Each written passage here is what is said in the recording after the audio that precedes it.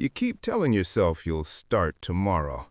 Not because you're lazy, not because you don't care, but because something inside you feels stuck. Like you're standing at the edge of your own life, watching it pass, knowing you're capable of more, but never quite stepping forward. And that feeling? It's exhausting. You wake up with intention. You tell yourself today will be different. You'll focus. You'll get your life together. You'll finally become the version of yourself you keep imagining late at night.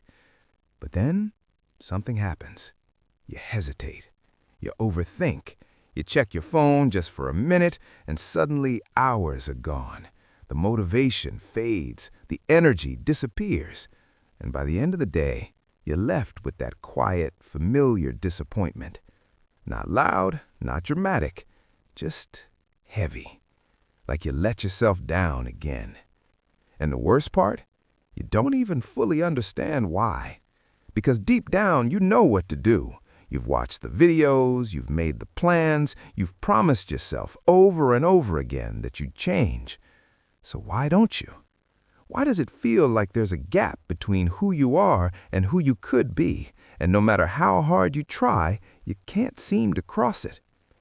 Here's the truth most people won't tell you. You're not struggling because you lack discipline.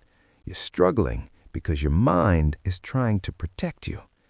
Every time you think about starting something meaningful, something that actually matters, your brain doesn't see opportunity, it sees risk. Risk of failure, risk of judgment, risk of proving to yourself that maybe you're not as capable as you hope.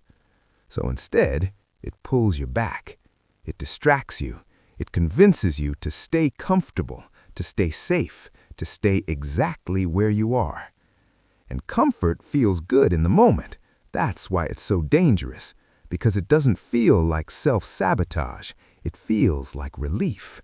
Relief from pressure, relief from uncertainty, relief from the weight of expectation you carry on your shoulders every single day. But that relief comes at a cost. Every time you choose comfort over growth, you reinforce a pattern. You teach your brain that avoidance is the answer, that hesitation is safer than action. And slowly, without even realizing it, you build a life around staying stuck. That's why you feel trapped, not because you can't move forward, but because you've trained yourself not to. And then comes the overthinking, the constant mental noise. What if this doesn't work? What if you fail again? What if it's too late? What if you're just not good enough? Those thoughts feel real. They feel important, like you need to solve them before you take action. But here's what's actually happening. You're trying to think your way out of a problem that can only be solved through action. And the more you think, the more stuck you become. Because thinking creates the illusion of progress without any real movement. It feels productive, but it's not. It's just another way your mind keeps you in place.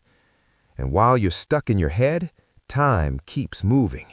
Opportunities pass, energy fades, and that version of you, the one you know you could be, starts to feel further and further away. That's when doubt creeps in. Not loud, not aggressive, quiet, subtle, dangerous. It whispers things like, maybe this just isn't for you. Maybe you're not the type of person who succeeds. Maybe you should just settle.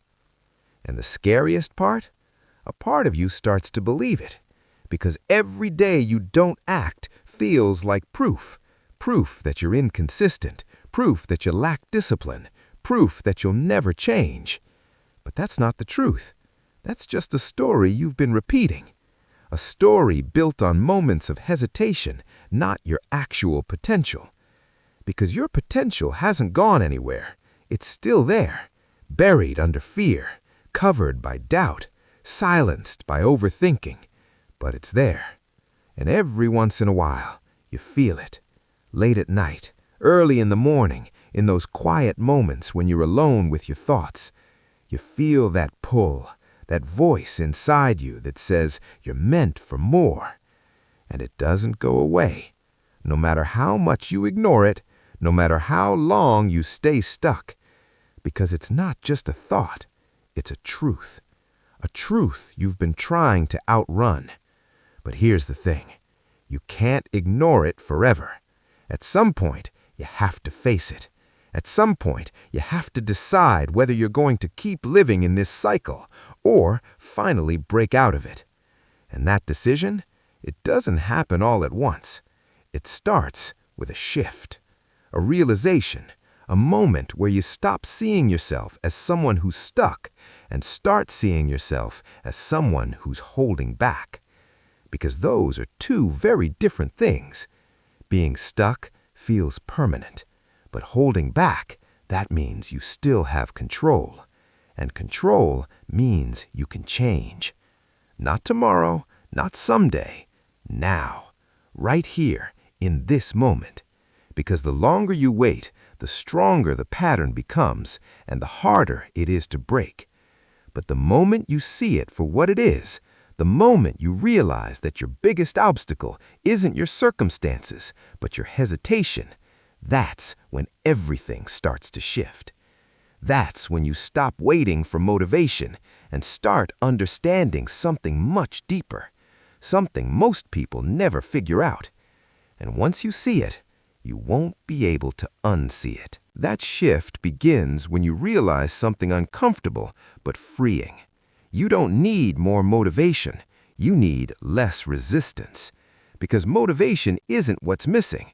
You felt it before, in bursts, in moments, late at night when everything feels possible, early in the morning when you promise yourself a new beginning. But it never lasts. And you probably blamed yourself for that. You've told yourself you're inconsistent, that you lack discipline, that something is wrong with you. But look closer.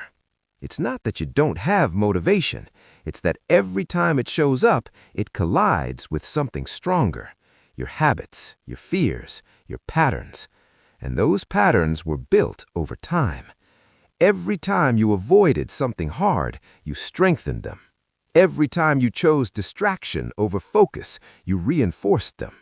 Every time you told yourself later, you trained your brain to believe that later is where your life belongs. So when you try to change overnight, it feels impossible.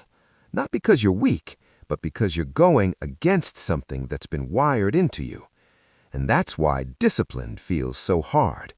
Because you think discipline means forcing yourself to do things you hate. But real discipline, it's not about force.